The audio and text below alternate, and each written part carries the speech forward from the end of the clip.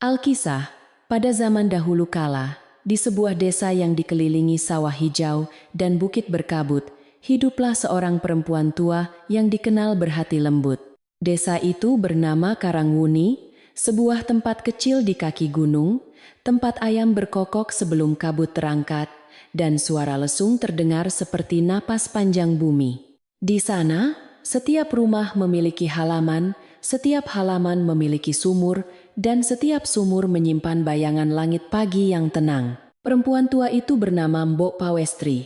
Rambutnya putih seperti serat kapas yang dijemur di beranda, dan wajahnya penuh garis halus seperti pematang sawah setelah musim tanam. Ia tinggal di sebuah rumah kayu tua peninggalan suaminya, Ki Wirasentika, bersama putranya, Rangga Wiratama, serta menantunya, Ningrum Prameswari. Rumah itu tidak besar, tetapi teduh, dengan tiang jati, pawon yang hangat, sudut jemuran di dekat pagar bambu, dan kandang sapi di belakang rumpun pisang. Mbok Pawestri tidak pernah meminta banyak dari hidupnya. Ia hanya ingin rumah itu tetap menyala dapurnya, tetap jernih air sumurnya, dan tetap terdengar doa pelan setelah matahari turun. Setiap pagi ia menyapu halaman dengan sapu lidi, mengangkat daun nangka yang jatuh, lalu menaburkan sedikit beras untuk ayam yang berkeliaran. Ketika Rangga berkata, "Ibu jangan bekerja terlalu berat," Mbok Pawestri tersenyum dan menjawab, "Rumah yang disapu dengan hati akan mengenal langkah anaknya." Rangga Wiratama adalah anak tunggal Mbok Pawestri, lelaki yang tubuhnya kuat karena terbiasa memanggul padi, tetapi hatinya lembut seperti tanah basah setelah hujan. Ia mencintai ibunya dengan cara sederhana, membawakan kayu bakar, memperbaiki genting bocor, dan menimba air sebelum fajar. Namun sejak menikah dengan Ningrum Prameswari dari desa sebelah, rumah itu mulai memiliki suara baru, suara gelang beradu, suara peti dibuka, dan suara keluhan yang tipis tetapi tajam. Ningrum Prameswari cantik seperti bunga kenanga yang baru mekar, tetapi di balik matanya sering tersimpan hitungan yang tidak diucapkan. Ia pandai menata kain, pandai berbicara manis di depan tamu, dan pandai membuat Rangga merasa semua nasihatnya demi kebaikan rumah. Pada hari-hari pertama, ia memanggil Mbok Pawestri dengan suara halus. "Ibu, biar saya yang menata dapur," tetapi tangannya cepat memindahkan periuk tua, cobek batu, dan bakul bambu yang selama bertahun-tahun punya tempat sendiri. Mbok Pawestri menerima semua itu dengan diam yang sabar. Ia tahu setiap menantu membawa kebiasaan dari rumah asalnya, seperti sungai kecil membawa pasir dari hulunya. Ia tidak ingin mempersempit hati Ningrum, sebab baginya rumah bukan hanya dinding dan lantai, melainkan tempat orang belajar saling memberi ruang. Bila Ningrum menaruh kendi di rak berbeda, Mbok Pawestri hanya tersenyum. Bila tikar pandan di ruang tengah diganti kain baru, ia duduk di pinggirnya dengan hati-hati. Di belakang rumah, ada kandang sapi beratap rumbia, tempat seekor sapi betina bernama Sendari tinggal sejak masih kecil. Sapi itu warisan Ki Wirasentika, dan Mbok Pawestri memperlakukannya seperti bagian dari keluarga. Setiap sore ia membawa rumput gajah, mengelus dahi Sendari, lalu berkata pelan, "Makanlah, nak, malam akan dingin." Ningrum sering mendengar ucapan itu dari dapur dan tertawa kecil, seakan kasih kepada hewan tua adalah kebiasaan aneh yang tak pantas dibawa ke rumah rapi. Musim ketika cerita ini bermula adalah musim kemarau yang belum keras. Angin masih membawa sisa lembab dari sungai, tetapi tanah di jalan desa mulai berdebu lembut. Pada sore hari, anak-anak menggiring bebek pulang melewati pematang, perempuan menjemur gabah di halaman, dan lelaki duduk di gardu sambil membetulkan cangkul. Desa Karangwuni tampak damai, tetapi sebagaimana pepatah orang tua, daun yang terlalu diam kadang menyembunyikan ulat kecil di baliknya. Pada suatu pagi, setelah suara kentongan subuh memudar, Mbok Pawestri masuk ke pawon untuk menyalakan api. Ia mencari kendi tanah liat peninggalan mendiang suaminya, kendi kecil berleher sempit yang biasa diletakkan di sudut dekat tungku. Namun kendi itu tidak ada di tempatnya. Setelah lama mencari, ia menemukannya di bawah lincak dekat pintu belakang, seperti diletakkan tergesa oleh tangan yang tidak mengenal kebiasaan rumah. Mbok Pawestri mengusap permukaannya dan berbisik, "Siapa yang memindahkan ingatan ini? Kendi itu bukan benda mahal." Tanahnya kusam, mulutnya sedikit retak, dan bagian perutnya memiliki bekas hitam karena pernah dekat bara. Tetapi bagi Mbok Pawestri, kendi itu menyimpan hari-hari panjang ketika Ki Wirasentika pulang dari sawah dan minum air dingin sambil bercerita tentang padi. Di dekat leher kendi tergantung gelang kayu kecil. Gelang tua yang dulu dipakai Ki Wirasentika saat menanam tiang pertama rumah. Gelang itu menjadi penanda bahwa rumah dibangun dengan keringat sendiri. Ningrum masuk ke pawon sambil membawa kain basah.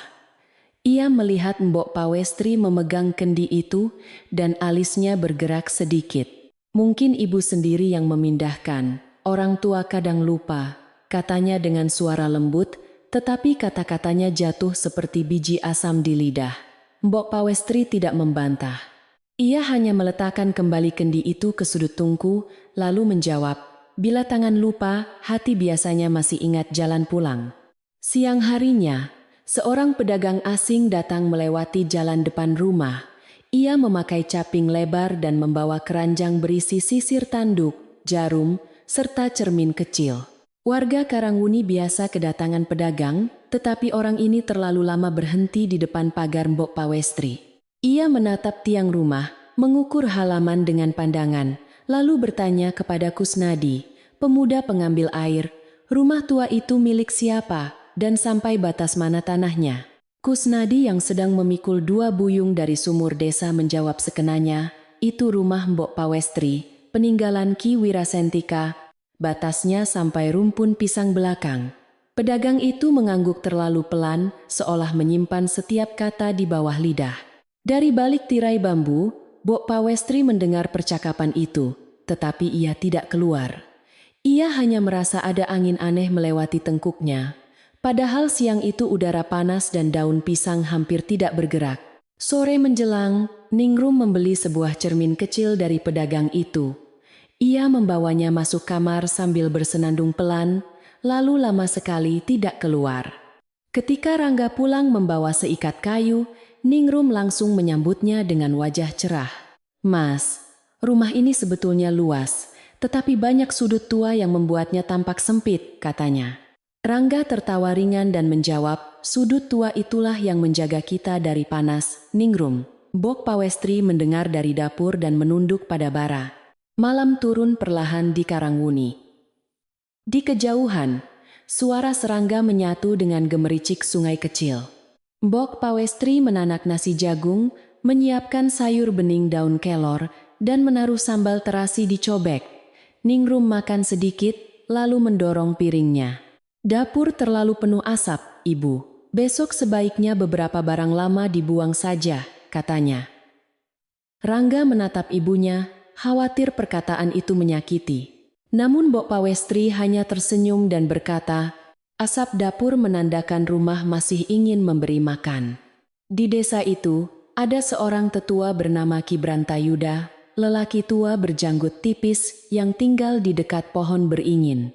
Ia pernah diselamatkan Mbok Pawestri ketika sakit demam panjang, saat tak seorang pun berani mendekat karena takut tertular. Sejak itu, ia sering berkata bahwa kebaikan Mbok Pawestri tidak boleh dilupakan desa. Pada malam pasaran, ia lewat di depan rumah dan melihat lampu dapur masih menyala. Ia berhenti sebentar, lalu bergumam, "Rumah yang terlalu terang dari luar belum tentu hangat di dalam." Keesokan paginya, tanda kecil lain muncul.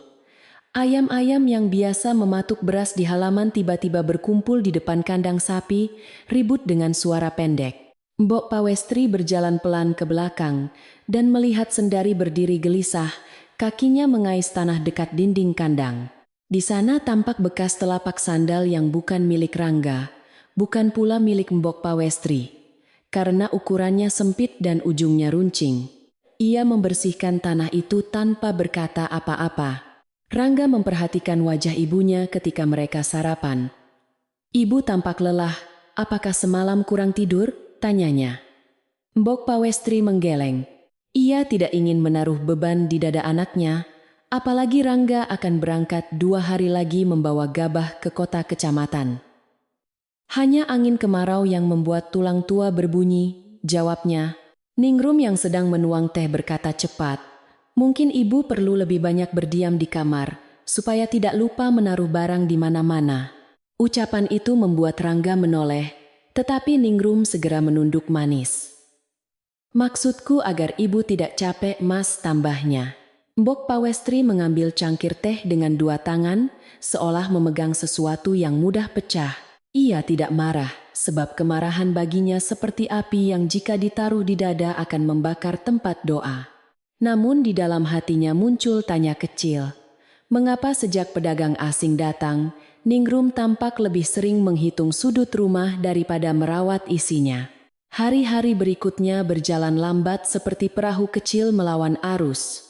Rangga sibuk menyiapkan karung gabah, mengikatnya dengan tali ijuk, dan memeriksa roda pedati milik tetangga. Ningrum semakin rajin menata rumah, tetapi bukan dengan kelembutan perempuan yang ingin membuat nyaman. Ia memisahkan perkakas tua, menumpuk tikar lama di dekat pintu belakang, dan berkata kepada Tiem, si penjual daun pisang, barang yang terlalu lama disimpan bisa mengundang bau buruk. Tiem hanya mengangguk, tetapi matanya melirik ke arah Pawon. Tiem adalah perempuan desa yang banyak tahu, karena kakinya sering singgah dari satu halaman ke halaman lain. Ia tidak suka mencampuri urusan rumah orang, tetapi mulut desa kadang bergerak lebih cepat daripada aliran parit. Saat ia melihat Mbok Pawestri mengangkat sendiri kayu bakar sementara Ningrum duduk menatap cermin, hatinya terasa tidak enak. "Mbok, biar saya bantu sebentar," katanya.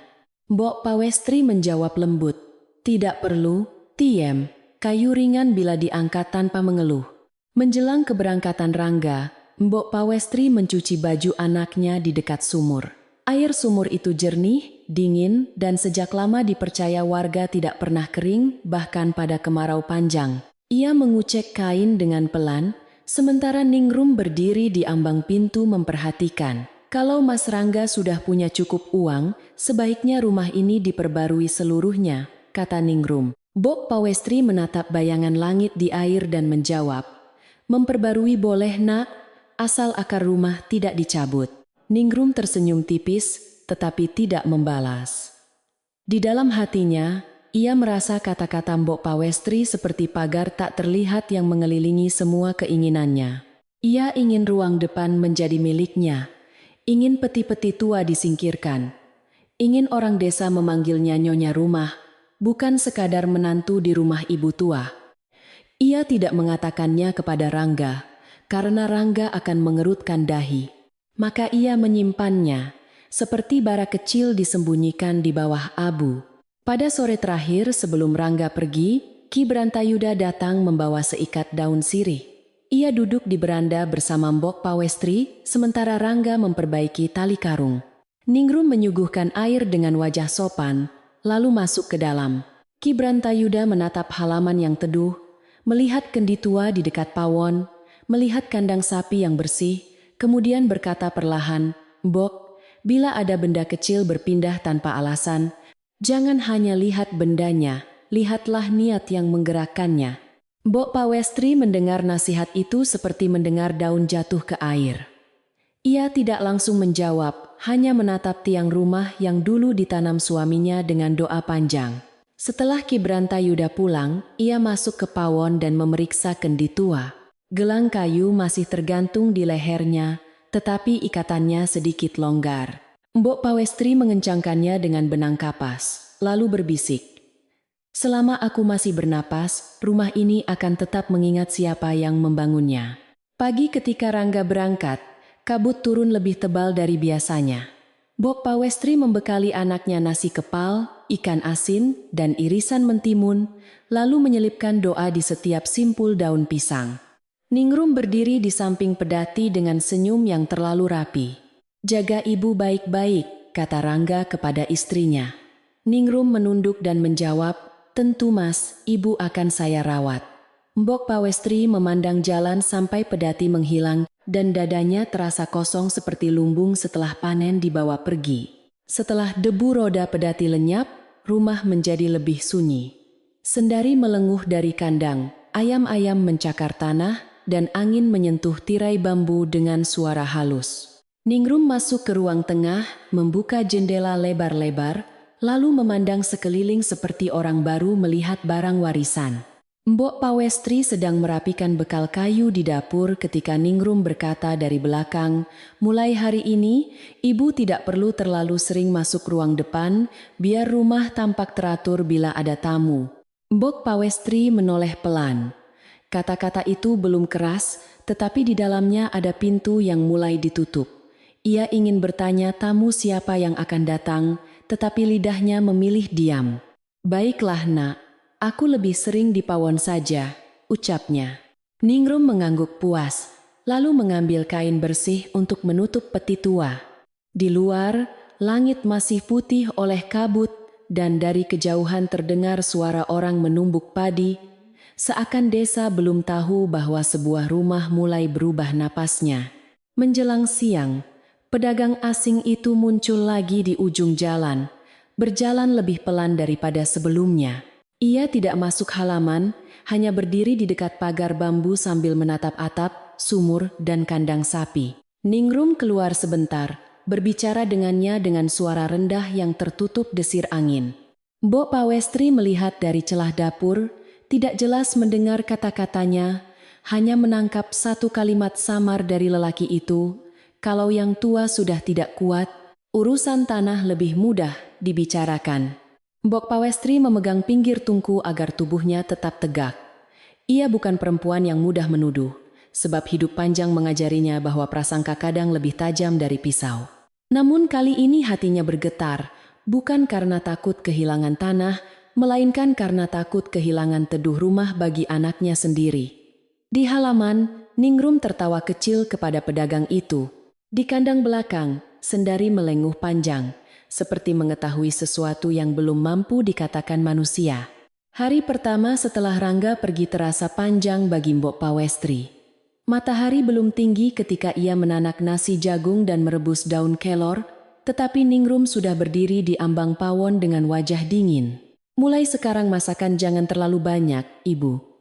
Beras harus dihemat," katanya sambil menutup tempayan lebih rapat. Mbok Pawestri mengangguk pelan, meski ia tahu lumbung masih cukup untuk berminggu-minggu. Ia hanya mengambil porsi kecil, lalu menyisihkan bagian terbaik untuk Sendari yang melenguh lirih di belakang rumah. Ningrum berjalan dari ruang depan ke dapur seperti orang memeriksa tanah yang baru dibeli. Ia membuka peti tua, mengangkat kain batik usang milik Ki Wirasentika, lalu menaruhnya di sudut dekat pintu belakang. "Barang begini hanya membuat rumah tampak miskin," gumamnya, tetapi cukup keras untuk didengar. Mbok Pawestri memungut kain itu dengan hati-hati dan berkata, "Kain yang pernah menutup tubuh orang baik tidak boleh dilempar seperti daun kering." Ningrum mendengus pelan, lalu kembali menatap cermin kecil pemberian pedagang asing. Menjelang siang, Kusnadi datang mengambil air dari sumur halaman, sebab sumur desa sedang ramai oleh perempuan yang mencuci. Ia melihat Mbok Pawestri menimba sendiri dengan tangan bergetar, sementara Ningrum duduk di beranda merapikan gelang. "Mbok, biar saya bantu," kata Kusnadi sambil meletakkan pikulannya. Mbok Pawestri tersenyum. Akan ringan bila dibawa dengan niat baik, nak." Dari beranda, Ningrum menyela, "Jangan dimanja, Kusnadi. Nanti ibu makin merasa dirinya pemilik segala pekerjaan di rumah ini." Kata-kata Ningrum membuat Kusnadi menunduk canggung. Ia masih muda, tetapi ia mengerti nada yang menyakitkan meski dibalut senyum. Setelah buyungnya penuh, ia berjalan keluar halaman dengan langkah lambat, lalu menoleh sekali ke arah pawon. Ia melihat Mbok Pawestri berdiri diam di dekat sumur, seakan menahan sesuatu agar tidak jatuh dari matanya. Di jalan, Kusnadi bertemu Tiem yang membawa daun pisang, dan ia berkata pelan, "Ada angin tidak enak di rumah Mbok Pawestri." Tiem tidak langsung menjawab. Perempuan itu sudah lama belajar bahwa kabar buruk di desa bisa tumbuh seperti rumput liar bila disiram lidah tergesa. Namun ketika ia sampai di rumah Mbok Pawestri untuk mengantar daun pisang pesanan lama, Ia melihat sendiri piring makan perempuan tua itu, hanya berisi nasi kering dan sedikit garam. Ningrum berkata, "Orang tua tidak perlu makan banyak, nanti perutnya sakit." Mbok Pawestri hanya berkata, "Perut yang biasa bersyukur tidak memilih lauk terlalu keras." Sore itu angin kemarau bertiup membawa debu halus ke halaman. Mbok Pawestri menyapu perlahan, tetapi Ningrum keluar membawa sapu lain dan merampas pekerjaan itu. "Ibu jangan menyapu di depan, nanti tetangga mengira saya membiarkan orang tua bekerja," katanya. Lalu menambahkan dengan suara lebih rendah, "Lebih baik ibu di belakang saja, dekat kandang, di sana tidak banyak yang melihat." Mbok Pawestri memandang wajah menantunya sejenak, kemudian berjalan menuju pawon tanpa membantah, diiringi bunyi gelang Ningrum yang kering. Ketika malam mulai turun, Ningrum mengunci pintu ruang tengah lebih awal. Ia berkata bahwa angin malam membawa penyakit dan orang tua mudah lupa menutup pintu. Mbok Pawestri biasanya tidur di kamar kecil dekat pawon, kamar yang dulu dipakai menyimpan benih padi, tetapi malam itu tikarnya telah digulung dan diletakkan di dekat pintu belakang. "Kamar itu akan saya pakai untuk menyimpan kain," kata Ningrum sambil menghindari tatapan. "Ibu tidur di lincak dapur saja dulu, hanya sementara." Mbok Pawestri memandang kamar kecil itu, tempat ia bertahun-tahun menyimpan doa setelah suaminya meninggal. Di dindingnya masih tergantung tasbih kayu dan seikat padi kering dari panen terakhir Ki Wirasentika. Namun ia tidak ingin membuat keributan, sebab Rangga sedang jauh dan rumah sepi. Ia menggelar tikar di lincak dapur, lalu berbaring sambil mendengar sendari mengunyah rumput di belakang. Dalam gelap, ia berbisik, "Ya Gusti, jagalah hati anakku agar tidak patah saat mengetahui semuanya." Keesokan paginya, pedagang asing datang lagi, kali ini membawa kain lurik, sisir tanduk, dan kotak kayu kecil. Ningrum menyambutnya di beranda, bukan seperti pembeli biasa, melainkan seperti orang yang sudah menunggu kabar. Mereka berbicara pelan, tetapi Mbok Pawestri yang sedang mencuci periuk menangkap beberapa potong kalimat. Pedagang itu berkata, "Pamanmu ingin keputusan cepat, Ningrum, sebelum suamimu kembali." Ningrum menjawab, "Yang tua itu keras, tetapi aku tahu cara membuatnya tidak betah." Tangan Mbok Pawestri berhenti di atas periuk.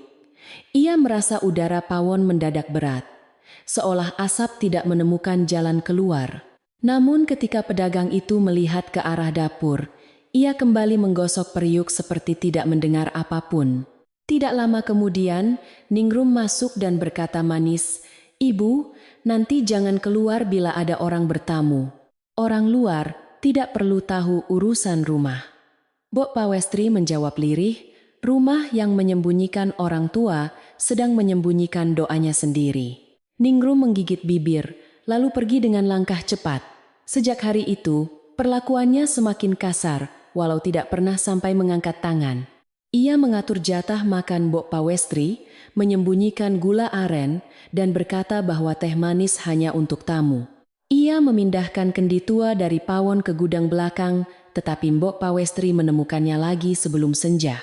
Gelang kayu di leher kendi terasa dingin saat disentuh, dan perempuan tua itu merasakan kenangan suaminya seperti menepuk pundaknya. Pada sore ketiga, hujan tipis turun, meski musim kemarau belum benar-benar berakhir. Tetesnya kecil, seperti air mata yang ragu jatuh. Mbok Pawestri menjemur kain di sudut pagar, tetapi Ningrum tiba-tiba menarik kain-kain itu dan melemparkannya ke bakul. "Jemuran ibu membuat halaman tampak seperti rumah orang melarat," katanya. Mbok Pawestri memunguti kain satu persatu, sementara Tiem yang kebetulan lewat berhenti di bawah pohon jambu. Ia melihat semuanya, tetapi Mbok Pawestri menggeleng pelan agar ia tidak ikut bicara. Malam berikutnya menjadi malam yang kelak diingat orang Karangwuni dengan napas tertahan. Angin datang dari arah sawah membawa bau tanah basah, dan lampu minyak di ruang tengah menyala redup. Ningrum menunggu sampai desa sunyi, lalu mendekati Mbok Pawestri yang sedang merapikan bara di pawon.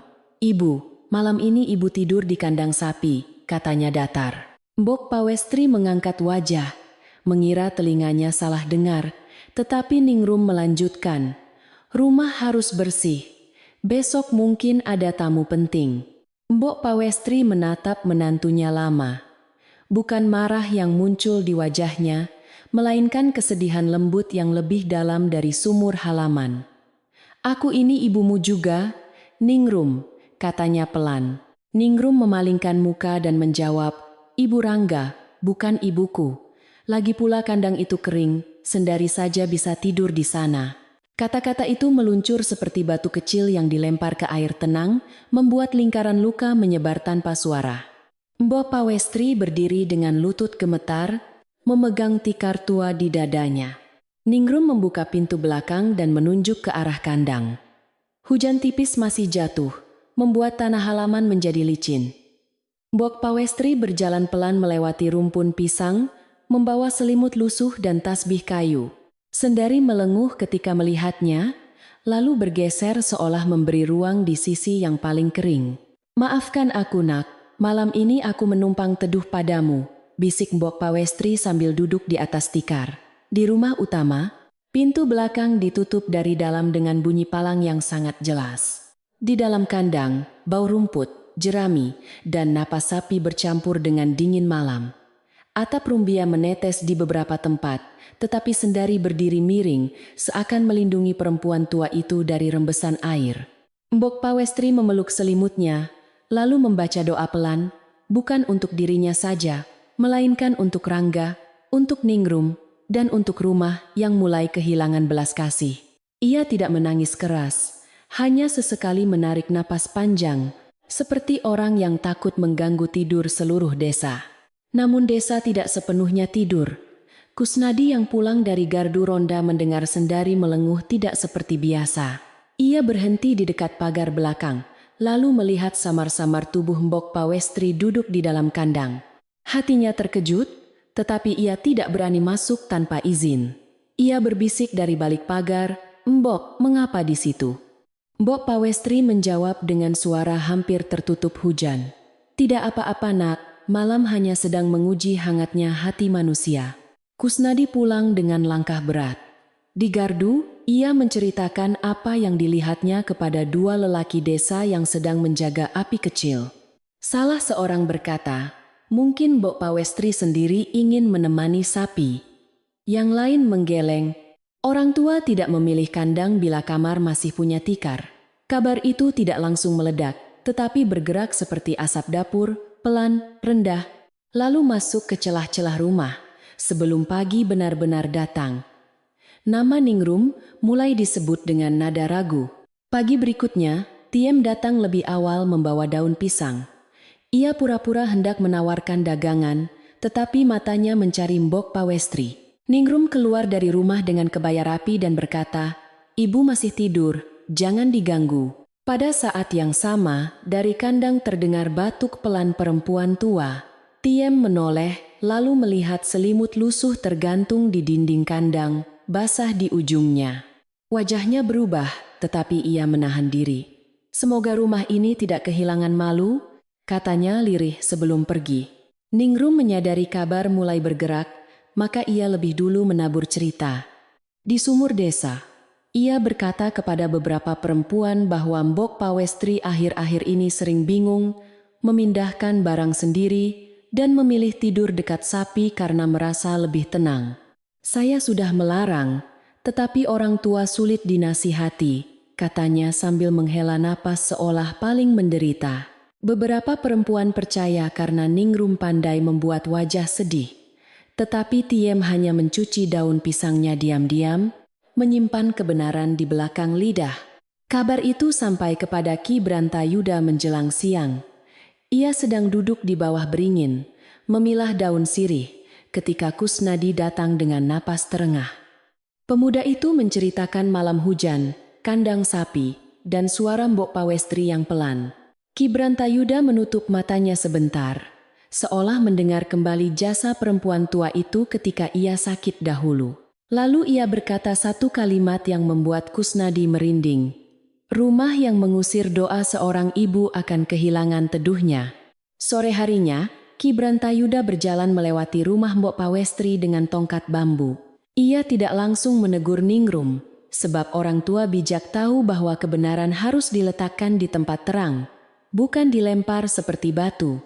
Ia hanya berdiri di depan pagar dan memanggil, "Mbok Pawestri, apakah air sumur masih jernih?" Dari belakang rumah, suara Mbok Pawestri menjawab, "Masih, Ki, selama tidak dipakai mencuci hati yang keruh." Ningrum yang mendengar dari ruang tengah menjadi pucat, lalu menutup pintu keras-keras. Malam kedua di kandang lebih dingin. Ningrum tidak memberi lauk, hanya menyodorkan sisa nasi di atas daun pisang dan berkata, "Ibu makan di sini saja, nanti lantai rumah kotor." Mbok Pawestri menerima tanpa mengangkat wajah. Sendari mencium daun pisang itu, lalu menolak makan rumputnya sendiri seakan ikut bersedih. "Makanlah, nak," kata Mbok Pawestri kepada sapi itu, "jangan ikut menahan lapar karena kelakuan manusia." Dari balik pagar, Larasati melihat adegan itu dengan kedua tangan menutup mulut. Larasati adalah gadis yatim yang tinggal di ujung desa bersama neneknya. Semasa kecil ia sering diberi nasi hangat oleh Mbok Pawestri ketika musim paceklik membuat periuk rumahnya kosong. Malam itu ia datang hendak mengantar daun obat untuk batuk, tetapi ia mendapati perempuan yang pernah menyelamatkannya duduk di kandang seperti orang terbuang. Ia bersembunyi di balik rumpun pisang ketika Ningrum kembali ke rumah. Dalam hatinya tumbuh tekad lembut bahwa kebaikan lama tidak boleh ditinggalkan sendirian. Keesokan paginya, kabar tentang Mbok Pawestri semakin ramai. Di gardu, lelaki-lelaki desa berbicara sambil mengikat sabit. Di sumur, perempuan-perempuan menurunkan suara ketika Ningrum lewat. Anak-anak yang biasanya bermain dekat halaman kini berbisik, "Benarkah nenek itu tidur dengan sapi?" Namun tidak seorang pun berani masuk begitu saja. Sebab urusan mertua dan menantu dianggap seperti api dapur, terlihat kecil dari luar tetapi panas bila disentuh. Karangwuni mulai gelisah, dan kegelisahan itu menggantung di udara seperti mendung. Ningrum semakin marah karena merasa desa mulai mencurigainya. Ia menutup pagar lebih sering, menyuruh Mbok Pawestri tidak berbicara dengan siapapun, dan berkata bahwa Rangga akan kecewa bila ibunya membuat malu keluarga. Mbok Pawestri mendengar semua itu dengan kepala tertunduk. Ia tidak takut pada malu yang datang dari manusia, tetapi ia takut hati anaknya kelak terbelah antara ibu dan istri. Karena itu ia hanya berdoa, semoga kebenaran datang tanpa merusak rumah lebih jauh. Pada malam ketiga, pedagang asing muncul lagi, tidak membawa keranjang dagangan, hanya kain gelap menutupi bahu. Ningrum menemuinya di dekat pagar belakang, mengira semua orang sudah tidur. Larasati yang sejak sore membantu neneknya mencari daun obat di kebun mendengar percakapan mereka dari balik pohon pisang. Pedagang itu berkata, "Besok pamanmu datang melihat tanah. Pastikan orang tua itu tampak tidak layak mengurus rumah." Ningrum menjawab, "Biarkan saja. Warga akan percaya ia pikun bila aku terus mengatakannya." Larasati menahan napas sampai dadanya sakit. Ia ingin berlari ke rumah Ki Brantayuda malam itu juga, tetapi jalan gelap dan neneknya menunggu. Ia mengambil sehelai kain kecil yang jatuh dari tangan pedagang asing, kain dengan sulaman huruf keluarga yang tidak dikenal warga Karangwuni. Benda kecil itu ia simpan di dalam lipatan bajunya. Di kandang, Mbok Pawestri duduk memejamkan mata, tidak tahu bahwa seorang gadis yatim sedang memegang awal dari terang yang akan datang. Pagi menjelang dengan kabut yang lebih pekat dari hari sebelumnya. Ayam berkokok, tetapi suaranya terdengar ragu, seakan desa belum siap membuka mata. Mbok Pawestri bangun dari tikar basah, mengelus kepala sendari. Lalu mencoba berdiri. Dari arah jalan, beberapa warga mulai lewat lebih lambat dari biasa. Pura-pura memperbaiki ikatan caping atau menunggu teman. Mereka melihat kandang, melihat pintu belakang yang tertutup, dan melihat perempuan tua itu membasuh wajah dengan air tempayan sapi. Tidak ada yang tertawa pagi itu. Ki Brantayuda akhirnya memutuskan bahwa diam terlalu lama akan membuat luka menjadi kebiasaan. Ia memanggil Kusnadi, Tiem, dan Larasati ke bawah beringin setelah matahari naik sedikit. "Jangan membawa amarah. Bawalah mata yang jernih, katanya kepada mereka. Larasati mengeluarkan kain kecil milik pedagang asing, sementara Kusnadi menceritakan malam hujan dan Tiem menceritakan piring nasi kering. Ki Brantayuda mengangguk perlahan. Besok pagi, kita lihat bersama apa yang disembunyikan rumah itu, ujarnya.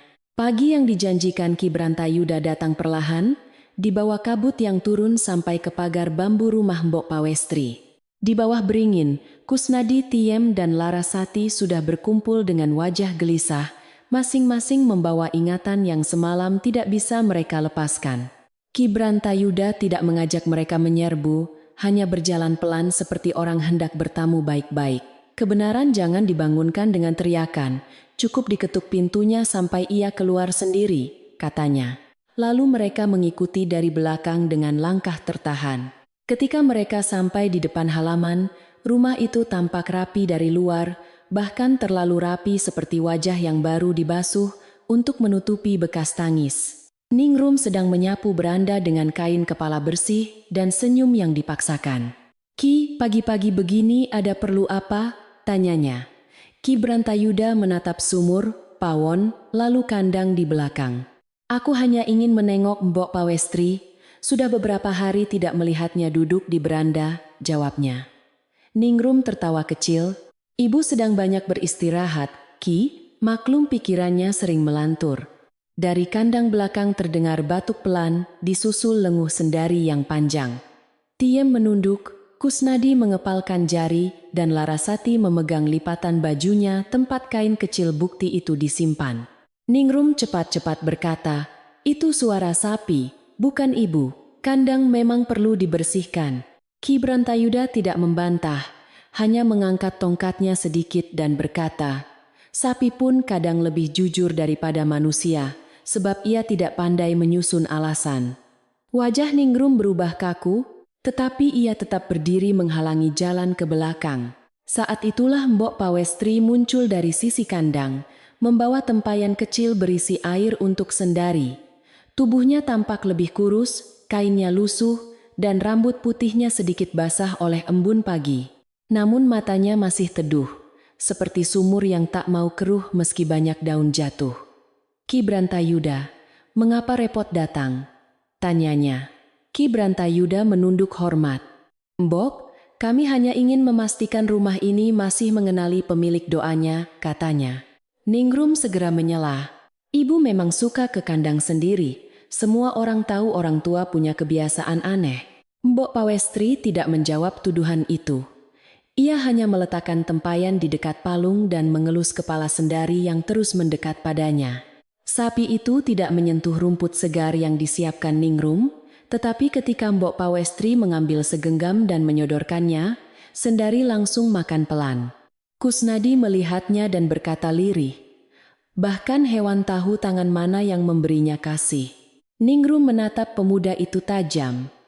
Jangan campuri urusan rumah orang, Kusnadi, katanya. Tetapi suaranya mulai kehilangan manis. Ki Brantayuda meminta izin duduk di lincak depan. Dan karena beberapa warga sudah mulai berhenti di jalan, Ningrum terpaksa mempersilakan.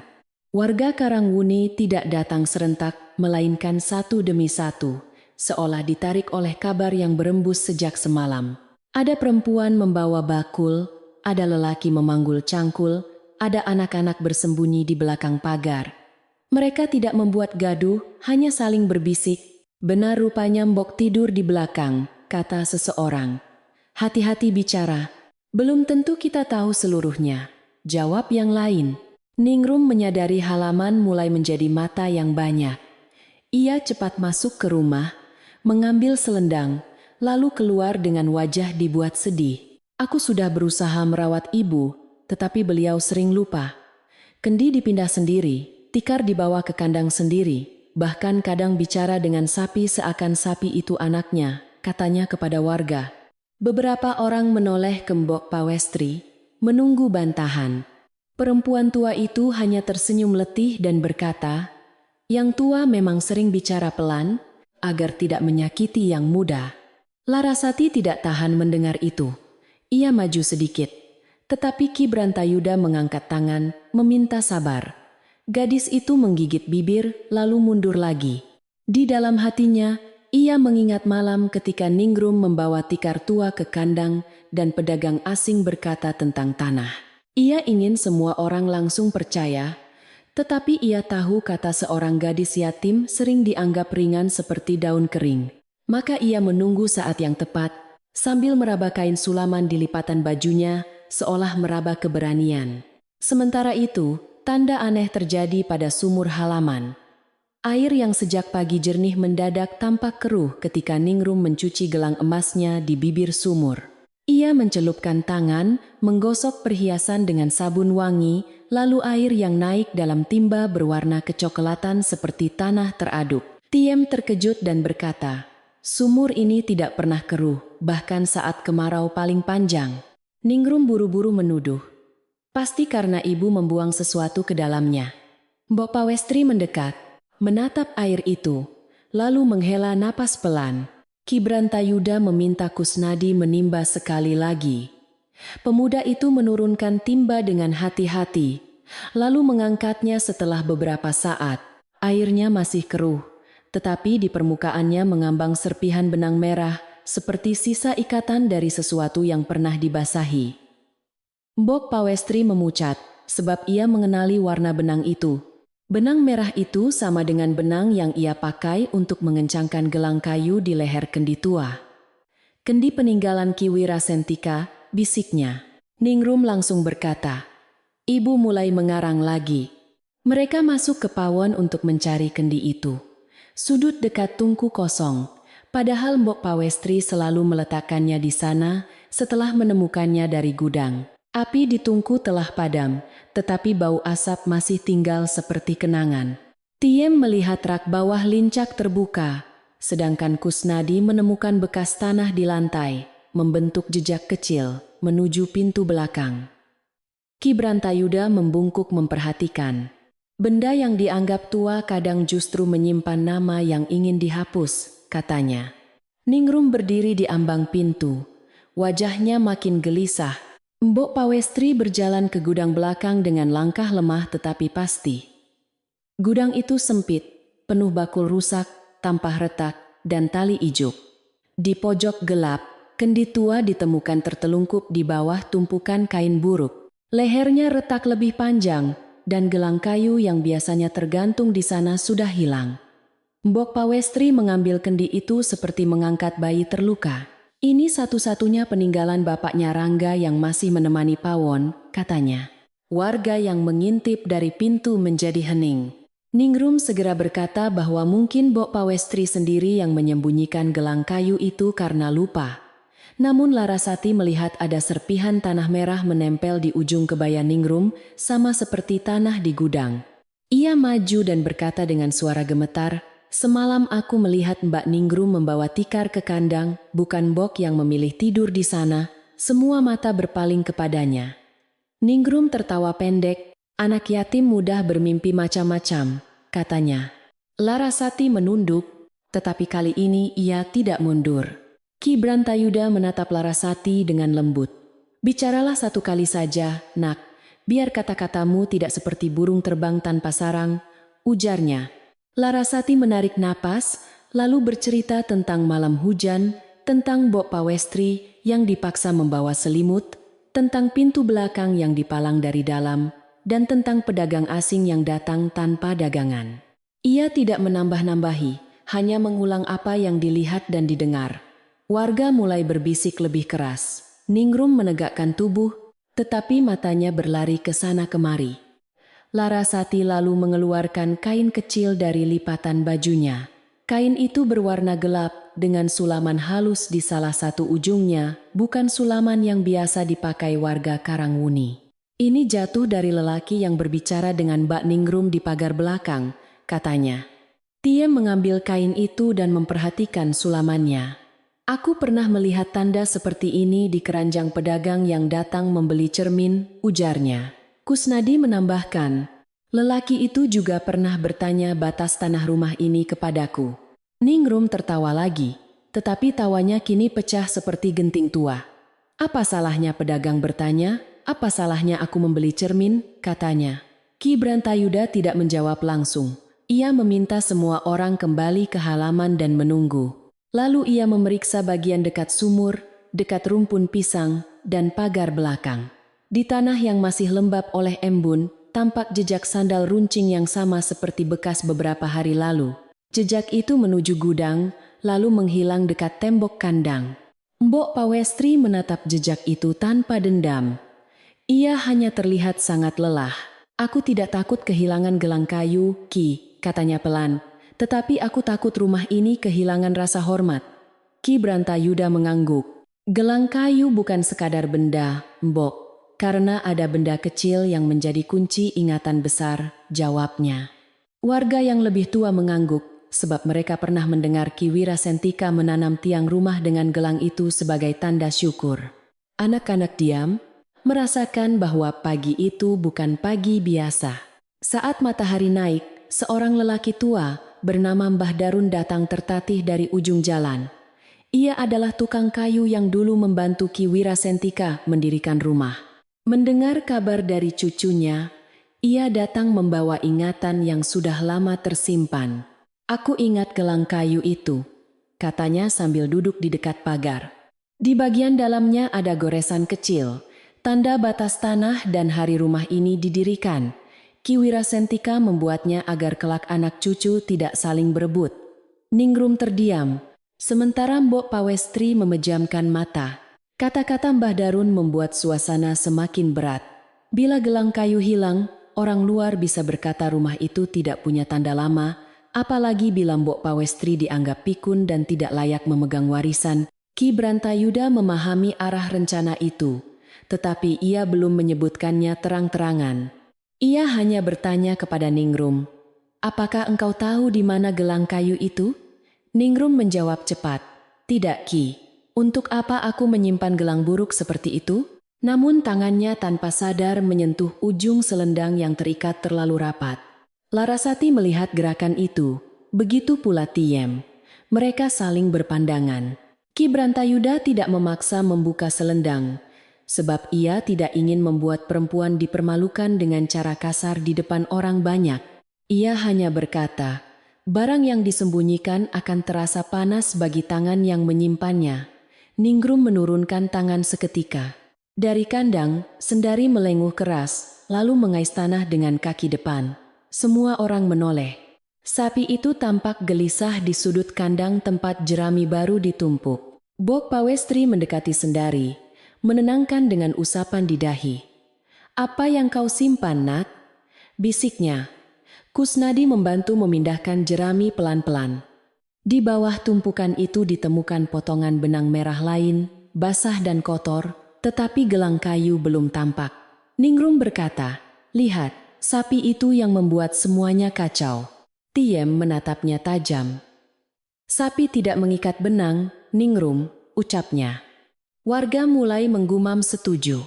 Namun Ki Brantayuda mengingatkan, belum saatnya menutup perkara sebelum semua simpul terlihat. Menjelang siang, kabar tentang gelang kayu menyebar sampai ke gardu, sawah, dan sumur desa. Orang-orang datang bergantian, bukan hanya karena penasaran, tetapi karena rumah Mbok Pawestri adalah bagian dari ingatan Karanguni. Dulu, saat panen buruk, pawon rumah itu pernah memasak bubur untuk banyak keluarga. Dulu, ketika sungai meluap, halaman itu pernah menjadi tempat anak-anak berlindung. Maka urusan seorang ibu mertua yang terusir ke kandang sapi perlahan berubah menjadi urusan desa yang merasa berutang budi. Ningrum mencoba mengusir mereka dengan alasan rumah sedang tidak menerima tamu, tetapi tidak ada yang benar-benar pergi. Ki Brantayuda meminta warga menjaga sopan, tidak mengejek, tidak memaki, dan tidak menyentuh barang tanpa izin. "Kita bukan datang untuk membakar malu, kita datang untuk menyalakan pelita," katanya. Mbok Pawestri duduk di beranda paling pinggir, tempat yang selama beberapa hari tak boleh ia tempati. Tangannya memegang kendi retak, sementara matanya mengikuti bayangan awan yang bergerak pelan di halaman. Pada saat itulah pedagang asing terlihat di ujung jalan.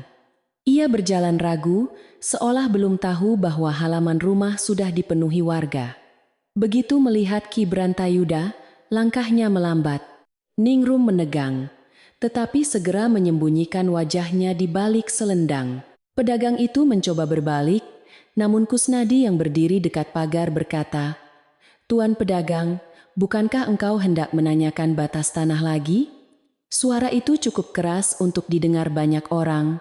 Lelaki itu berhenti, tersenyum kaku, lalu berkata, "Aku hanya lewat mencari pembeli." Ki Brantayuda mempersilakan pedagang itu masuk dengan sopan. "Masuklah, karena jalan yang kau pilih sudah sampai ke halaman ini," katanya. Pedagang itu tidak bisa menolak tanpa tampak bersalah. Ia melangkah ke halaman, menunduk kepada beberapa warga, dan pura-pura tidak mengenal Ningrum. Namun Larasati memperlihatkan kain kecil yang ditemukannya. Wajah lelaki itu berubah sekejap, lalu kembali datar. "Banyak kain serupa di pasar," katanya. Tiem menjawab, "Benar. Tetapi tidak semua jatuh di pagar belakang rumah orang pada malam gelap." Pedagang itu berusaha tertawa, tetapi tidak seorang pun ikut tertawa. Ki Brantayuda bertanya dari mana ia berasal, siapa keluarganya, dan mengapa begitu tertarik pada batas tanah Mbok Pawestri. Lelaki itu menjawab berputar-putar, seperti ayam mencari jalan keluar dari kurungan. Ia menyebut nama desa yang jauh, lalu nama paman yang tidak dikenal. Namun, ketika Mbah Darun mendengar nama itu, ia mengerutkan kening. Nama itu pernah datang menawar tanah di Karangwuni, tetapi selalu mencari rumah yang pemiliknya lemah, katanya. Ningrum menyela dengan suara meninggi, "Apakah sekarang membeli tanah menjadi dosa? Mungkin rumah tua ini memang lebih baik dijual kalau pemiliknya tidak mampu mengurus." Kata-kata itu jatuh terlalu terang, membuat semua orang menatapnya. Mbok Pawestri menunduk, bukan karena malu, melainkan karena sedih mendengar niat yang akhirnya keluar dari mulut menantunya sendiri. Ki Brantayuda berkata tenang, "Kadang ikan yang disembunyikan di balik batu tetap tampak dari riak airnya." Ningrum terdiam, sadar ia telah membuka pintu yang ingin ia kunci. Namun gelang kayu tetap belum ditemukan. Dan tanpa benda itu, Ningrum masih bisa berkelit. Maka Ki Brantayuda meminta waktu sampai sore, ketika Rangga diperkirakan belum pulang, tetapi warga sudah selesai dari sawah. Ia mengusulkan agar semua orang berkumpul kembali di halaman rumah setelah kentongan maghrib, dengan membawa saksi dan ingatan masing-masing. "Perkara rumah jangan diselesaikan dalam panas siang, biarlah malam membuat hati lebih jernih," katanya. Warga setuju. Meski rasa penasaran mereka menggantung seperti lampu belum dinyalakan.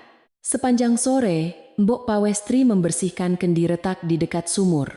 Air sumur perlahan kembali jernih setelah gelang emas Ningrum tak lagi dicelupkan ke sana. Larasati duduk di dekatnya, membantu mengelap tanah dari badan kendi. "Mbok, mengapa tidak marah?" tanya gadis itu. Mbok Pawestri tersenyum lemah. "Marah itu mudah, nak. Tetapi aku ingin Rangga pulang ke rumah, bukan ke bara," jawabnya. Larasati menahan air mata, lalu berjanji dalam hati akan bicara meski suaranya nanti bergetar. Menjelang petang, Sendari kembali mengais tanah di kandang, kali ini tepat di dekat tiang tua yang menghadap rumah utama. Mbok Pawestri memperhatikan dengan saksama. Di pangkal tiang itu ada celah kecil yang baru tertutup lumpur. Ia memanggil Kusnadi, dan pemuda itu mencongkel lumpur dengan bilah bambu. Dari dalam celah keluar sepotong daun pisang kering yang digulung rapat. Semua yang ada di dekat kandang menahan napas.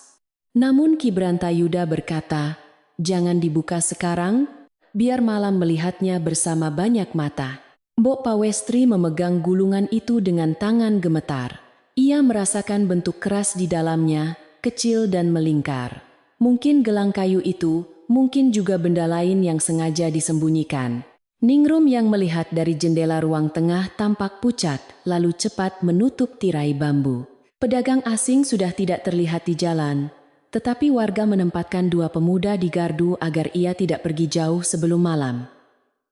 Karangwuni menunggu, dan penantian itu terasa seperti napas panjang sebelum hujan pertama. Ketika matahari tenggelam, warna langit berubah lembut seperti kain batik tua. Mbok Pawestri kembali duduk di beranda, bukan lagi di kandang, meski tikarnya masih lusuh dan tubuhnya masih lelah. Di hadapannya, kendi retak, gulungan daun pisang, kain sulaman pedagang, serta potongan benang merah diletakkan rapi di atas tampah. Ki Brantayuda berdiri di sisi halaman, menunggu warga berkumpul. Ia berkata pelan kepada Mbok Pawestri, "Malam ini bukan untuk membalas, Mbok, melainkan untuk membuat rumah ini mengingat jalan pulangnya." Malam itu halaman rumah Mbok Pawestri diterangi beberapa lampu minyak yang dibawa warga Karangwuni. Cahaya kecil bergoyang di bawah angin, menempel di wajah-wajah yang menunggu dengan hati berat. Tidak ada yang duduk terlalu dekat, sebab mereka tahu perkara keluarga harus diberi ruang bernapas. Di atas tampah bambu terletak kendi retak, kain gelap milik pedagang asing, potongan benang merah, dan gulungan daun pisang dari celah kandang. Ningrum berdiri di dekat pintu, wajahnya kaku seperti topeng yang mulai pecah. Ki Brantayuda meminta semua orang menundukkan suara. "Malam ini kita tidak mencari musuh, kita mencari jalan yang hilang," katanya perlahan. Ia lalu meminta Mbok Pawestri duduk di lincak depan, bukan di pinggir, bukan di belakang, melainkan di tempat orang tua rumah seharusnya dihormati. Mbok Pawestri menolak halus, tetapi Tiem menggenggam tangannya dan berkata, "Duduklah Mbok, biar halaman ini ingat lagi siapa yang dulu menanak bubur untuk kami." Warga mengangguk tanpa suara. Gulungan daun pisang itu akhirnya dibuka di hadapan semua orang. Kusnadi membuka ikatannya dengan ujung pisau kecil, hati-hati agar tidak merusak apapun di dalamnya. Dari lipatan kering itu jatuh gelang kayu tua, basah lumpur, tetapi masih utuh. Pada bagian dalamnya, tampak goresan halus yang tidak mudah terbaca oleh mata muda. Mbah Darun mendekat, mengusapnya dengan ujung kain, lalu berkata lirih, "Inilah tanda tangan Ki Wirasentika, hari rumah ditanam, batas tanah ditetapkan." Mbok Pawestri menerima gelang itu dengan kedua tangan bergetar. Matanya berkaca, bukan karena benda itu berharga di pasar, melainkan karena sepotong kayu kecil mampu membawa kembali suara mendiang suaminya. Ia berbisik, "Aku kira engkau hilang di bawah niat buruk, rupanya tanah kandang masih mau menyimpanmu." Sendari melenguh dari belakang, seolah menjawab. Beberapa warga menoleh ke arah kandang dan merasakan bulu tengkuk mereka berdiri, sebab kadang makhluk yang tidak bicara justru paling setia menjaga rumah. Ki Brantayuda lalu meminta Larasati menceritakan lagi apa yang dilihatnya. Gadis itu maju dengan wajah pucat, tetapi suaranya lebih kuat dari sore tadi. Ia menyebut malam hujan, tikar tua yang dibawa Ningrum, pintu belakang yang dipalang, serta pedagang asing yang berbicara tentang tanah. Ia tidak menuduh lebih dari yang ia lihat. Setelah itu Kusnadi menceritakan pertanyaan pedagang tentang batas rumah, dan Tiem menceritakan piring nasi kering serta selimut basah di kandang. Ningrum menggenggam selendangnya erat-erat. Ia mencoba tersenyum, tetapi bibirnya gemetar. "Semua itu hanya salah paham," katanya. "Aku hanya ingin rumah ini teratur, dan ibu sendiri sering membuat orang bingung." Ki Brantayuda menatapnya lama, tanpa marah. "Salah paham biasanya lahir dari kata yang kurang jelas, Ningrum. Tetapi gelang disembunyikan, tikar dipindahkan, dan ibu tua tidur di kandang bukanlah bahasa yang kabur." Halaman menjadi hening, bahkan anak-anak berhenti berbisik di balik pagar. Pedagang asing yang sejak senja ditahan warga di gardu, akhirnya dibawa masuk dengan sopan. Namanya mengaku sebagai Jagarana, tetapi Mbah Darun mengenal wajahnya sebagai orang suruhan saudagar tanah dari desa utara. Ia berdiri dengan mata menunduk, berusaha tampak kecil di tengah halaman yang penuh saksi. Ki Brantayuda bertanya, "Siapa yang menyuruhmu datang ke rumah ini?" Jagarana menelan ludah, lalu melirik Ningrum. "Aku hanya menjual cermin dan kain, Ki," jawabnya, tetapi suaranya terlalu tipis. Ki Brantayuda tidak menaikkan nada. Ia hanya mengambil kain kecil bersulam dari tangan Larasati, lalu memperlihatkannya kepada Jagarana. "Kain ini jatuh di pagar belakang, dan tanda sulamannya sama dengan ikatan kotak daganganmu. Bila engkau memang hanya lewat, mengapa jejakmu menuju gudang dan kandang?" Jagarana terdiam. Beberapa warga mulai bergumam, tetapi Ki Brantayuda mengangkat tongkatnya. "Jangan paksa orang mengaku dengan gaduh. Biarkan hatinya memilih antara malu sebentar atau salah sepanjang umur, katanya. Setelah lama menunduk, Jagarana akhirnya menghela napas. Ia berkata bahwa Paman Ningrum, seorang bernama Arya Lembada, memang berniat membeli rumah itu dengan harga murah. Rencananya sederhana tetapi kejam. Membuat Mbok Pawestri tampak pikun, membuat warga ragu pada ingatannya, lalu membujuk Rangga menjual tanah karena ibunya dianggap tidak sanggup lagi menjaga rumah. Aku disuruh menanyakan batas dan mencari tanda lama, katanya. Gelang kayu itu kusembunyikan di kandang atas perintah Ningrum, agar nanti mudah dikatakan hilang karena kelalaian orang tua. Ucapan itu jatuh seperti tempayan pecah di tengah halaman. Ningrum mundur satu langkah, wajahnya memerah lalu memucat. Kau bohong, Jagarana, serunya, tetapi matanya tidak berani menatap Mbok Pawestri. Jagarana menunduk lebih dalam. Aku memang bersalah, tetapi aku tidak mau membawa semua dosa sendirian, jawabnya. Warga menatap Ningrum, tidak dengan kebencian menyala, melainkan dengan kecewa yang lebih berat. Sebab bagi orang desa, memalukan orang tua demi tanah adalah luka yang sulit dicuci. Mbok Pawestri tidak mengangkat suara. Ia hanya memegang gelang kayu di pangkuannya, lalu berkata, Ningrum, mengapa rumah ini terasa terlalu sempit bagimu, padahal sejak awal aku memberimu ruang di dalamnya? Pertanyaan itu lembut, tetapi justru membuat Ningrum menangis tertahan. Ia tidak segera meminta maaf. Kesombongannya masih berdiri, meski kakinya mulai lemah. Aku hanya ingin dihargai, katanya lirih. Mbok Pawestri menjawab, orang yang ingin dihargai tidak perlu mengusir orang lain dari tempat teduhnya.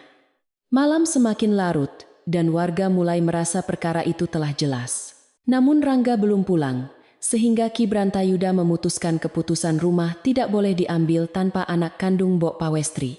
Ia meminta Jagarana tinggal di rumah Mbah Darun sampai pagi, bukan sebagai tahanan, melainkan sebagai saksi yang tidak boleh pergi. Ningrum diminta tetap di rumah, tetapi tidak boleh menghalangi Mbok Pawestri masuk ruang manapun. Sampai fajar, biarkan hati masing-masing mendengar dirinya sendiri, kata Ki Brantayuda. Akan tetapi menjelang dini hari, sesuatu yang tidak biasa terjadi.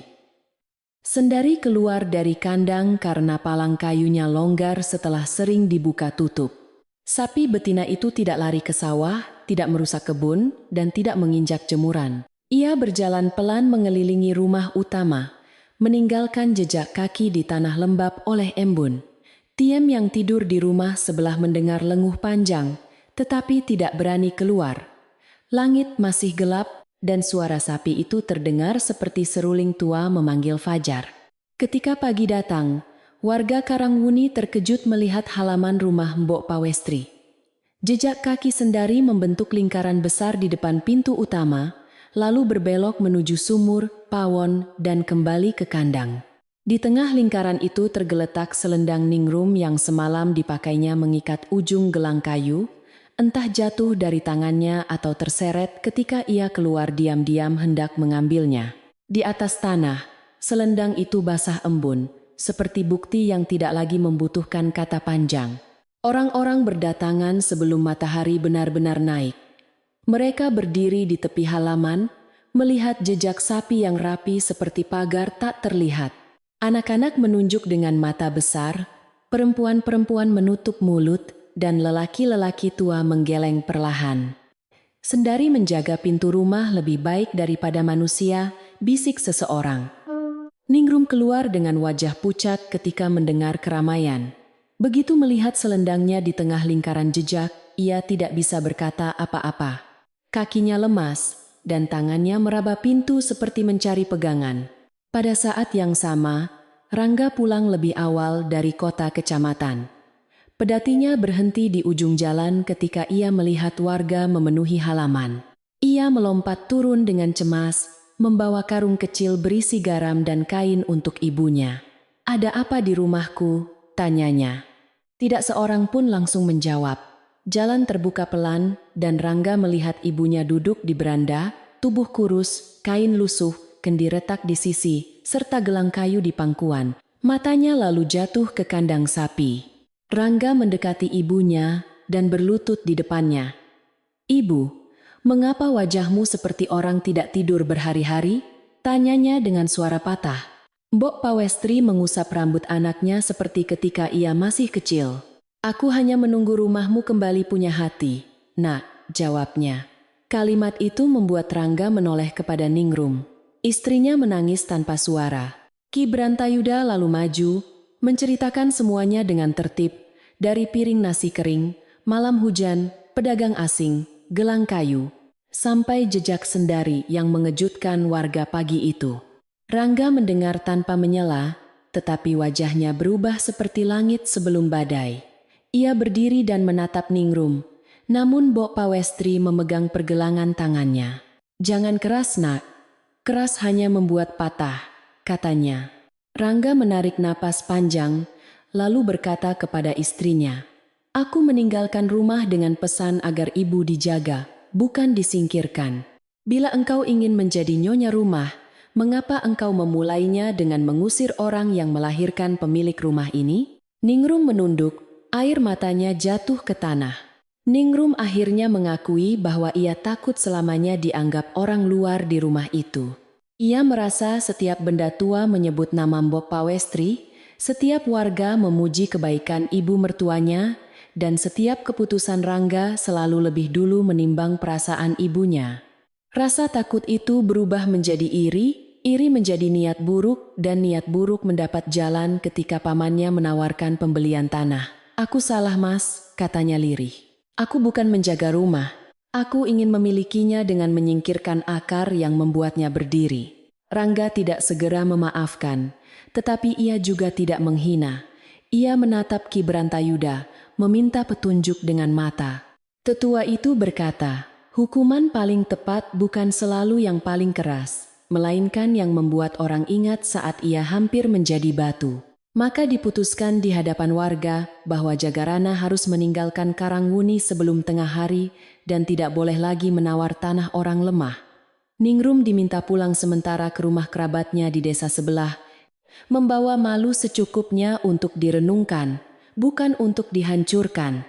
Arya Lembada, paman Ningrum, yang menunggu kabar di luar desa, juga mendapat pesan dari para tetua Karangwuni. Tanah rumah Mbok Pawestri tidak dijual, tidak ditawar, dan tidak boleh didekati dengan tipu daya. Mbah Darun menulis ulang tanda batas rumah di atas bilah bambu, disaksikan warga, lalu menyimpannya bersama gelang kayu di peti Mbok Pawestri. "Biar kelak tidak ada lidah licin yang berkata tanah ini tak punya ingatan," ucapnya. Warga mengangguk, merasa satu simpul besar telah dilepas. Sebelum Ningrum pergi, Mbok Pawestri memanggilnya ke dekat sumur. Perempuan muda itu datang dengan langkah patah, tidak berani mengangkat wajah. Mbok Pawestri memberinya selembar kain bersih dan berkata, "Cucilah mukamu sebelum berjalan, agar orang tidak melihat hanya air mata, tetapi juga niat untuk kembali menjadi manusia." Ningrum menangis lebih keras mendengar kelembutan itu. Ia berlutut, tetapi Mbok Pawestri tidak membiarkannya terlalu lama. "Meminta maaf bukan untuk tontonan halaman," katanya. "Bawalah pulang ke dalam hati." Rangga mengantar Ningrum sampai batas jalan desa tanpa banyak bicara. Ia tidak mengusirnya selamanya, tetapi meminta waktu agar rumah dan hati ibunya pulih. Ningrum berjalan bersama seorang bibi yang datang menjemput, menunduk melewati warga. Tidak ada yang mengejek. Sebab Ki Brantayuda sudah mengingatkan bahwa orang yang jatuh tidak perlu dilempari debu. Hanya sendari yang melenguh pelan dari kandang, membuat Ningrum menoleh sekali. Di matanya tampak rasa malu yang lebih jujur daripada semua senyum manisnya dahulu. Setelah keramaian reda, Rangga membersihkan kandang dengan tangan sendiri. Ia mengangkat jerami basah, memperbaiki palang, dan menata tikar baru bukan untuk ibunya tidur di sana, melainkan agar sendari mendapat tempat layak. Mbok Pawestri duduk di kursi rendah dekat pawon, memandangi anaknya bekerja. "Ibu tidak dendam?" tanya Rangga pelan. Mbok Pawestri menjawab, "Dendam itu seperti tidur di kandang hati sendiri, Nak. Aku sudah cukup merasakan dingin semalam. Jangan sampai jiwaku ikut tinggal di sana." Menjelang sore, rumah itu terasa lelah tetapi lebih terang. Kendi retak dikembalikan ke sudut pawon, gelang kayu disimpan setelah dicium Mbok Pawestri, dan sumur kembali jernih ketika Kusnadi menimba air untuk mencuci halaman. Tiem menaburkan bunga kenanga di dekat pintu, bukan untuk upacara besar, hanya sebagai tanda bahwa bau malu harus diganti dengan wangi pelajaran. Larasati membantu menyalakan api dapur, sementara Ki Brantayuda duduk di beranda dan berkata, "Hari ini rumah ini tidak menang, ia hanya sembuh sedikit." Malam turun lagi di Karangwuni, tetapi kali ini pintu belakang tidak dipalang untuk mengurung siapapun. Mbok Pawestri makan di ruang tengah bersama Rangga. Meski lauknya sederhana, hanya nasi hangat, sayur kelor, dan ikan asin. Dari kandang terdengar, sendari mengunyah rumput dengan tenang. Di luar pagar, beberapa warga masih berbicara pelan tentang jejak sapi yang membentuk lingkaran pagi tadi. Mereka tidak menyebutnya keajaiban dengan suara tinggi, hanya berkata bahwa rumah yang disakiti kadang memanggil penjaganya sendiri. Pagi setelah perkara itu terbuka, desa Karangwuni terasa seperti baru selesai melewati hujan panjang. Udara masih dingin, tetapi ringan, dan kabut di atas sawah perlahan terangkat oleh sinar matahari muda. Rangga bangun sebelum ayam ketiga berkokok, menimba air dari sumur yang kembali jernih, lalu membasuh halaman bekas jejak sendari. Ia tidak menghapus semua jejak itu sekaligus, sebab sebagian warga berkata, biarkan sedikit tinggal sampai siang, supaya hati manusia ingat bahwa rumah pun punya penjaga. Mbok Pawestri duduk di dekat pawon, melipat kain bersih yang semalam dibawa Tiem. Tubuhnya masih lemah, tetapi wajahnya tampak lebih tenang daripada hari-hari sebelumnya. Ia meminta Rangga tidak membuang tikar lusuh yang pernah ia pakai di kandang. "Cucilah saja nak, lalu jemur di sudut belakang," katanya. Rangga terdiam, karena setiap helai tikar itu terasa seperti tusukan halus di dadanya, tetapi ibunya menambahkan lembut, benda yang pernah menanggung sedih tidak harus dibakar, cukup diberi matahari. Hari itu warga datang bergantian membawa apa yang mereka punya. Tiem membawa daun pisang muda dan bunga kenanga. Kusnadi membawa bambu untuk memperbaiki palang kandang. Larasati membawa daun obat untuk batuk, sedangkan Mbah Darun datang dengan pahat kecil dan sepotong kayu jati. Tidak ada yang membuat keramaian besar. Mereka bekerja pelan, seperti takut membangunkan luka yang baru tidur. Ki Brantayuda duduk di beranda, lalu berkata, "Rumah yang ditolong bersama akan kembali bernapas bersama." Rangga memperbaiki kandang sendari lebih dulu, sebab ia merasa tempat itulah yang diam-diam menyimpan kebenaran. Ia mengganti jerami basah, menambal atap rumbia yang bocor, dan membuat lantai bambu kecil agar rumput tidak menyentuh lumpur. Sendari berdiri tenang, sesekali menggerakkan telinga ketika Mbok Pawestri memanggil namanya. Kusnadi membantu mengikat palang baru, lalu berkata malu-malu, "Kalau malam itu aku lebih berani, mungkin Mbok tidak tidur terlalu lama di sini." Mbok Pawestri menjawab, "Keberanian juga punya waktu tumbuh, nak." Setelah kandang rapi, mereka beralih ke pawon. Abu lama disingkirkan, tungku dibersihkan, periuk digosok dengan sabut kelapa, dan kendi retak diletakkan kembali di sudut dekat api, bukan untuk dipakai setiap hari, melainkan untuk dijaga sebagai ingatan. Mbah Darun membuatkan alas kecil dari kayu jati agar kendi itu tidak mudah terguling. "Benda tua jangan dipaksa muda," katanya sambil tersenyum, "cukup diberi tempat agar umurnya tidak sia-sia." Mbok Pawestri mengangguk, matanya menghangat. Di dekat sumur, Larasati menaburkan bunga kenanga yang dibawa Tiem, lalu menimba air sampai dasar timba terlihat jernih. Anak-anak desa memperhatikan dari pagar, masih penasaran dengan cerita jejak sapi yang mereka dengar dari orang tua. Mbok Pawestri memanggil mereka dan membagikan pisang rebus satu persatu. "Jangan ingat cerita ini hanya karena ada sapi yang pintar," katanya pelan. "Ingatlah karena orang tua tidak boleh disuruh tidur di tempat dingin saat rumah masih punya lantai." Menjelang siang, Rangga mengeluarkan peti tua dari kamar kecil dekat pawon. Di dalam peti itu disimpan gelang kayu Ki Wirasentika, bilah bambu bertanda batas tanah, kain batik usang, dan seikat padi kering dari panen lama. Ia duduk bersimpuh di hadapan ibunya. "Ibu, selama ini aku mengira memberi makan dan membetulkan genting sudah cukup disebut berbakti," katanya dengan suara berat. Mbok Pawestri menyentuh bahunya dan menjawab, "Berbakti bukan hanya memberi, nak, tetapi melihat sebelum orang tua harus meminta." Kata-kata itu menancap di hati Rangga lebih dalam daripada teguran keras. Ia teringat hari-hari ketika Ningrum mulai mengubah rumah, sedangkan ia menertawakan semua sebagai kebiasaan baru seorang istri. Ia teringat ibunya yang selalu diam, selalu memberi alasan lembut, selalu menyembunyikan sedih agar rumah tidak gaduh. Rangga menunduk lama, lalu berkata, "Mulai hari ini, tidak ada pintu di rumah ini yang boleh tertutup untuk ibu." Mbok Pawestri tersenyum. "Pintu terbuka, harus dijaga dengan hati terbuka juga." Pada sore hari, Ki Brantayuda meminta warga tidak lagi membicarakan Ningrum di sumur, gardu, atau pasar dengan kata-kata yang menyakitkan.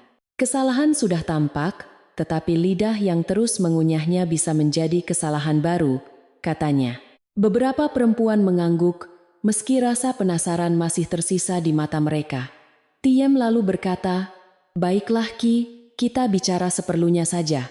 Sejak itu, bila nama Ningrum muncul, orang desa lebih sering menurunkan suara, bukan karena membenarkan perbuatannya, melainkan karena menjaga agar malu tidak menjadi permainan. Hari-hari berikutnya berjalan lambat dan teduh. Mbok Pawestri kembali menyapu halaman pada pagi hari, tetapi kini Rangga selalu mengambil sapu kedua dan menyapu di sisi lain. Mereka tidak banyak berbicara, namun suara sapu lidi di tanah kering seperti percakapan yang cukup. Larasati sering datang membantu menjemur kain, lalu duduk di dekat pawon sambil mendengar Mbok Pawestri bercerita tentang Ki Wirasentika. "Orang baik tidak selalu meninggalkan emas," kata Mbok Pawestri. "Kadang ia meninggalkan cara menanak nasi untuk orang lapar." Pada minggu kedua, kabar datang dari desa sebelah bahwa Ningrum tinggal di rumah bibinya. Lebih banyak diam dan membantu menumbuk padi. Ia tidak lagi memakai gelang berlebihan, tidak lagi berdiri lama di depan cermin, dan sering duduk di pinggir sumur sambil memandangi air. Bibinya mengirim pesan kepada Rangga melalui seorang perempuan tua, mengatakan bahwa Ningrum ingin meminta maaf bila rumah sudah sanggup menerima suaranya. Rangga membaca pesan itu dalam diam, lalu menyerahkannya kepada Mbok Pawestri tanpa memberi keputusan sendiri. Mbok Pawestri menyimpan pesan itu di bawah kendi retak sepanjang hari. Ia tidak membukanya lagi, tetapi setiap kali menyalakan tungku, matanya jatuh ke arah lipatan daun itu. Rangga tidak mendesak, sebab ia tahu luka ibunya berhak memilih waktunya sendiri. Pada malam hari, ketika suara jangkrik mulai penuh, Mbok Pawestri berkata, "Orang yang pergi membawa malu bisa kembali membawa pelajaran, asal ia tidak datang menuntut tempat yang sama." Rangga mengangguk pelan, memahami bahwa pintu belum tertutup, tetapi belum terbuka lebar. Beberapa hari kemudian, Ningrum datang pada pagi yang sejuk, ditemani bibinya. Ia tidak memakai kebaya cerah seperti dulu, hanya kain sederhana dan selendang putih yang bersih. Di tangannya ada bakul kecil berisi beras, gula aren, dan kain baru untuk Mbok Pawestri. Ia berhenti di depan pagar, tidak langsung masuk. Rangga keluar lebih dulu, wajahnya tenang tetapi tidak lunak. Ningrum menunduk dan berkata, "Mas, aku datang bukan untuk meminta rumah, hanya ingin meminta maaf kepada orang yang pernah kuusir dari rumahnya sendiri." Mbok Pawestri muncul dari pawon dengan langkah pelan. Ningrum segera berlutut di tanah halaman, tetapi perempuan tua itu mengangkat tangannya. "Bangunlah, tanah sudah cukup menanggung banyak jejak," katanya. Ningrum berdiri sambil menangis. Ia menyerahkan kain bersih, lalu berkata, "Ibu, aku telah membuat ibu kedinginan di tempat yang seharusnya bukan untuk manusia. Aku tidak punya alasan yang pantas." Mbok Pawestri menatapnya lama, kemudian menjawab, "Alasan memang tidak perlu, nak. Yang perlu adalah hati yang tidak mengulangi. Tidak ada pelukan besar, Tidak ada tangisan keras yang membuat halaman menjadi tontonan. Mbok Pawestri hanya meminta Ningrum masuk ke pawon dan mencuci beras untuk makan siang. Ningrum menerima perintah itu dengan kedua tangan, seperti menerima kesempatan yang rapuh. Di dapur, ia bergerak pelan, bertanya sebelum mengambil periuk, dan meletakkan kembali cobek pada tempat semula. Mbok Pawestri duduk di lincak, mengawasi tanpa menggurui. Dapur tidak suka tangan tergesa, katanya, dan Ningrum menjawab lirih, "Aku akan belajar, Ibu." Makan siang hari itu sederhana, tetapi bagi rumah itu rasanya seperti upacara kecil. Nasi hangat mengepul, sayur kelor bening terhidang di mangkuk tanah, ikan asin digoreng kering, dan sambal terasi ditaruh di cobek yang sama seperti dahulu. Rangga, Mbok Pawestri, Ningrum, Larasati, dan Ki Brantayuda duduk di ruang tengah. Tidak semua luka langsung sembuh di depan piring nasi, tetapi setidaknya tidak ada lagi yang makan sendiri di kandang. Sendari melenguh dari belakang, dan Mbok Pawestri tersenyum mendengar suaranya. Setelah makan, Ningrum berjalan ke kandang membawa rumput segar. Ia berhenti di ambang pintu kandang, tempat dulu ia pernah menyuruh Mbok Pawestri tidur. Sendari menatapnya lama, tidak segera mendekat. Ningrum menunduk dan berkata pelan, "Aku juga berutang maaf padamu, karena engkau menjaga yang seharusnya kujaga." Sapi itu akhirnya mengambil rumput dari tangannya, lambat dan hati-hati. Dari beranda, Kusnadi yang sedang mengikat bambu melihatnya dan berbisik kepada Tiem, "Kadang maaf, dimulai dari rumput yang diterima." Meski Ningrum diterima kembali, Ki Brantayuda memberi syarat yang disepakati semua. Selama 40 hari, Ningrum harus membantu pekerjaan rumah tanpa mengatur, mendengar sebelum menyela, dan ikut mengantar makanan kepada 2 janda tua di ujung desa setiap pekan. Orang yang pernah mengusir orang tua harus belajar mendekati orang tua lain dengan tangan rendah, katanya. Ningrum menerima tanpa bantahan. Mbok Pawestri tidak menyebutnya hukuman, melainkan jalan pulang, sebab kata hukuman terlalu keras untuk hati yang ingin diperbaiki. Waktu berjalan, dan desa Karangwuni perlahan kembali pada iramanya. Pagi diisi suara lesung, siang dipenuhi burung di pematang, sore membawa bau jerami, dan malam menutup rumah-rumah dengan lampu minyak. Rumah Mbok Pawestri tidak lagi terasa sempit. Ruang depan tetap rapi, tetapi peti tua tidak disingkirkan. Pawon tetap berasap, tetapi asapnya kini diterima sebagai tanda makan bersama, sumur tetap jernih, dan setiap orang yang menimba di sana tahu bahwa air bersih tidak boleh dipakai mencuci niat buruk. Pada suatu petang setelah 40 hari hampir selesai, hujan pertama musim baru turun lembut. Tidak deras, hanya rintik panjang yang membasahi atap, daun pisang, dan tanah halaman. Mbok Pawestri duduk di beranda bersama Rangga dan Ningrum, sementara Larasati menyusun daun pisang di dekat dapur. Teh melati hangat diletakkan di atas meja kayu, pisang rebus masih mengepul, dan angin membawa bau tanah yang lama menunggu air. Ningrum menuangkan teh untuk Mbok Pawestri lebih dulu, lalu duduk sedikit di belakang. Mbok Pawestri melihat itu dan menepuk tempat di sampingnya. "Duduklah di sini Ningrum, jangan terlalu jauh," katanya. Ningrum ragu, tetapi akhirnya duduk perlahan. Rangga menatap keduanya dengan mata basah, namun ia segera menunduk agar tidak terlihat terlalu lemah. Ki Brantayuda yang datang berteduh di beranda tersenyum tipis. "Nah, begitulah rumah," katanya. "Bukan tempat orang selalu benar, melainkan tempat orang yang salah diberi jalan untuk menjadi lebih baik tanpa menginjak yang terluka." Malam itu mereka makan bersama di ruang tengah. Tidak ada pembicaraan besar, hanya hal-hal kecil yang membuat hidup kembali biasa. Tiem bercerita harga daun pisang naik karena banyak orang membuat jajanan. Kusnadi berkata sawah utara mulai cukup air. Larasati tertawa ketika Sendari mencuri kulit pisang dari bakul, dan Mbah Darun mengeluh punggungnya sakit, tetapi tetap meminta sambal lebih banyak.